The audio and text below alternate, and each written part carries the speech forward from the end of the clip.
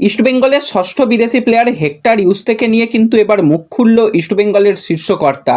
কি জানিয়েছে হেক্টর ইউসতেকে নিয়ে জানার জন্য এখনই চ্যানেলটাকে সাবস্ক্রাইব করে নাও, তাহলে ইস্টবেঙ্গলের সমস্ত লেটেস্ট আপডেট পেয়ে যাবে। তো ইস্টবেঙ্গল কিন্তু তাদের গুরুত্বপূর্ণ দুটো ম্যাচ 14 এবং 18 তারিখে খেলতে চলেছে, যেখানে এএফসি ম্যাচের সঙ্গে সঙ্গে ডুরান্ড কাপের কলকাতা ডার্বি রয়েছে। তার আগে এখনও পর্যন্ত ইস্টবেঙ্গলের ষষ্ঠ বিদেশি হেক্টর ইউসতে কলকাতায় আসেনি।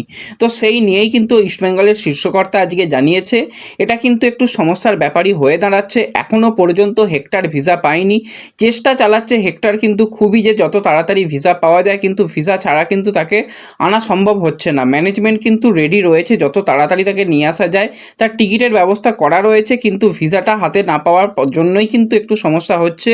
তো দেখা যাক, এখনও পর্যন্ত ইস্টবেঙ্গল ম্যানেজমেন্ট আশাবাদী যে 14 তারিখ এবং 18 তারিখ দুটো ম্যাচই খেলতে পারবে হেক্টর।